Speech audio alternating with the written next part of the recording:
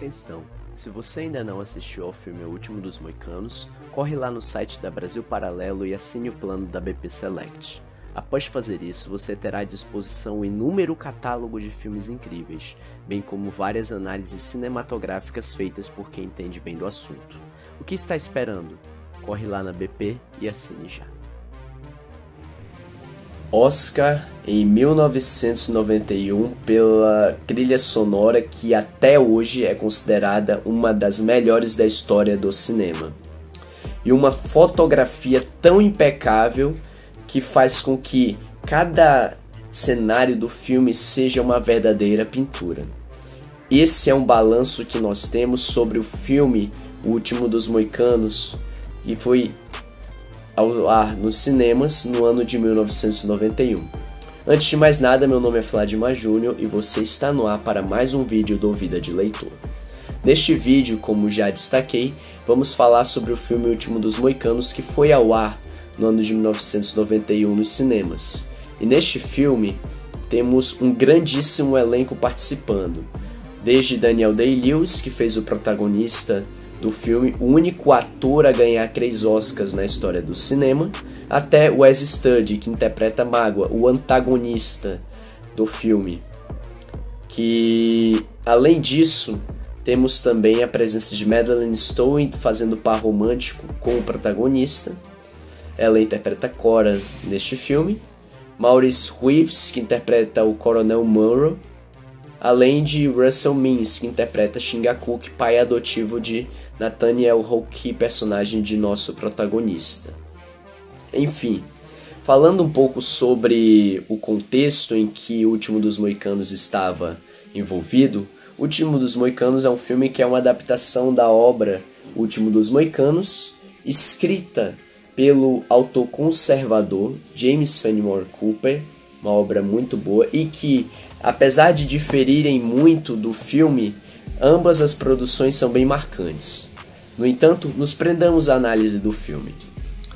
E para falar um pouco sobre essa situação, precisamos também entender um pouco mais sobre esse contexto histórico. O contexto histórico em que o filme está imerso é a Guerra dos 7 Anos, que começou no ano de 1756 e foi até o ano de 1763, cravada entre diversos reinos europeus. Mas o filme vai fazer um recorte muito à França e à Inglaterra, e ao apoio que ambas tiveram de populações indígenas que estavam imersas naquela que seria futuramente a nação que formaria os Estados Unidos da América em todo o processo de independência, que até em filmes vemos um pouco disso, no entanto não falemos sobre essa situação. Voltando ao filme, o enredo é um enredo bem marcante, que já começa com uma cena de bastante ação. Afinal, Nathaniel Hawke é um caçador caracterizado por não errar um tiro sequer e ter uma excelente mira. E ele, Chingachgook e Uncas, irmão adotivo de Hawke, estão caçando um cervo. Hawke consegue acertar o cervo e, após acertá-lo, o que eles fazem? Eles prestam homenagens ao cervo, algo que era da tradição deles fazer. A cena passa justamente para a cidade em que o Major Hayward, outro personagem coadjuvante, mas que possui uma participação fundamental no filme, inclusive o desfecho de Hayward é fundamental para o enredo do filme. Hayward estava a caminho de Albany para justamente recepcionar as 2 filhas do Coronel Munro, Cora era a mais velha, Alice a mais nova, e levá-las ao forte em que Coronel Munro estava combatendo os franceses. Ao chegar lá, ele se depara com a negociação que os colonos estavam fazendo com o general inglês, inclusive já fazendo os acordos para saber se os colonos assim entrariam na guerra. E aí uma coisa que é bem interessante destacar é que Hayward estranha tudo aquilo. Afinal, na cabeça de Hayward, a Inglaterra deveria impor os seus valores às suas nações colônias e não negociar com os colonos a participação deles dentro de uma guerra. e isso para Hayward era algo estranho. No entanto, Hayward ali conhece Mágoa e também, ao rever Cora e Alice, se prepara para partir na missão que lhe foi encarregada. Hayward, então, segue em direção ao forte onde Coronel Munro estava. E, bem antes de chegar lá, Mágoa, que era o líder, o guia daquela expedição, revela sua verdadeira face.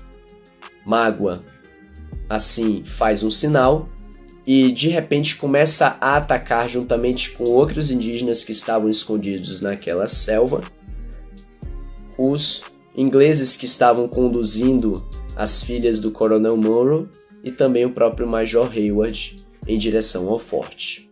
E a partir disso, os ingleses se veem acuados e perdidos por não conhecerem bem o ambiente, são facilmente abatidos pelos indígenas. E aí, o que aconteceria de pior? Aconteceria algo de pior se não fosse a presença de Hawkeye, Chingachgook e Uncas, que, ao perceberem a proximidade de guerreiros Hurons, foram em direção aonde eles estavam indo e os encontram justamente combatendo os ingleses e dizimando-os. Eles, em resposta, atacam os Hurons e os derrotam. No entanto, Mágoa consegue escapar. E aí, o que acontece? Hayward, Cora e Alice são conduzidas por Hawkeye, por Chingachgook e por Uncas em direção ao forte. Inclusive, nesse momento, há uma certa aproximação entre Hawkeye e Cora.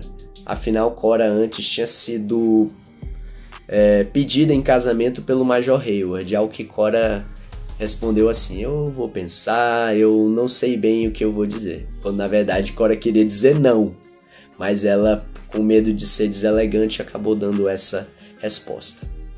No entanto, neste momento de caminhada, percebemos que Cora começa a se aproximar de Hawkeye e tendo assim uma atração afetiva pelo indígena britânico, digamos assim. Afinal, Hawkeye era branco, ele era britânico de nascimento. No entanto, Hawkeye tinha sido adotado por Chingachgook, pois Hawkeye tinha perdido seus pais na infância.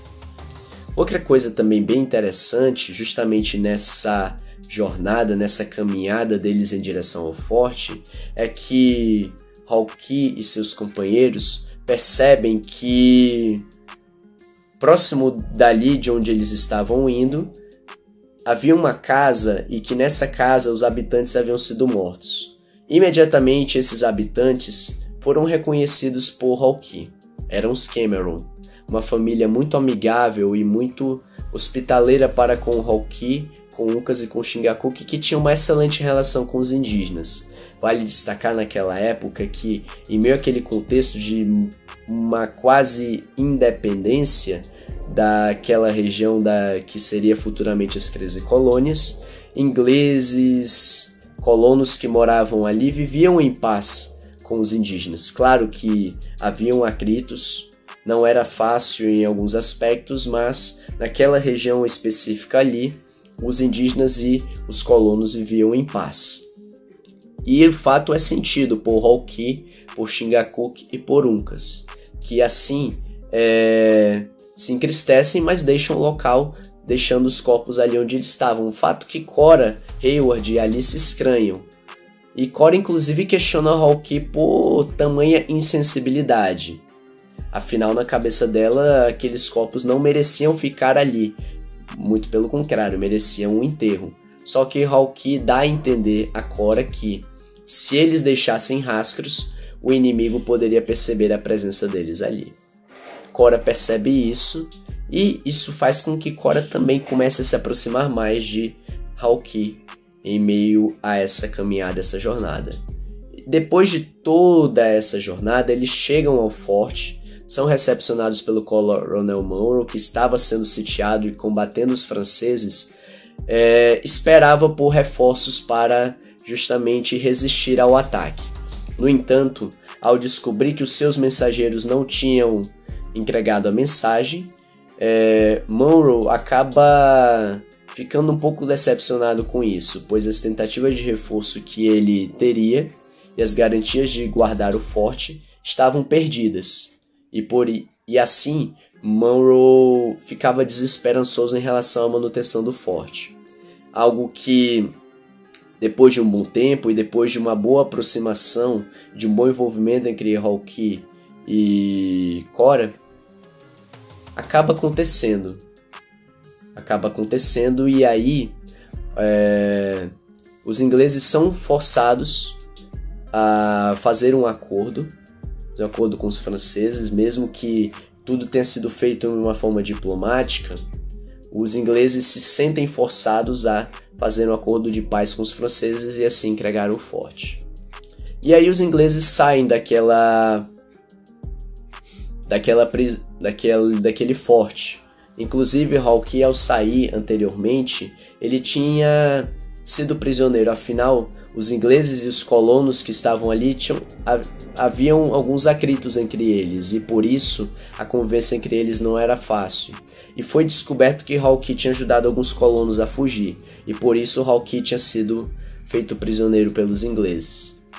E aí os ingleses, saindo em direção à cidade mais próxima, foram surpreendentemente atacados pelos Hurons. Inclusive, o exército inglês foi, em sua maioria, dizimado. Até o próprio Coronel Monroe acaba sendo assassinado por Magua. E Magua, enfim, tem a sua vingança, ou pelo menos boa parte dela, concretizada. No entanto, Hawkeye, Cora, Alice e o Major Hayward conseguem escapar, juntamente com Chingachgook e Uncas. Eles até escapam, mas, no entanto, Magua e os Hurons conseguem encontrá-los e capturam assim Hayward, Cora e Alice. Por conta dos seus conhecimentos de rastreamento, Hawkeye, Uncas e Chingachgook conseguem rastrear todo o passo que os Hurons tinham percorrido e conseguem encontrá-los com rapidez. Inclusive, Hawkeye tenta negociar com os chefes dos Hurons para fazer um acordo com eles e se oferecer em troca da vida de Cora.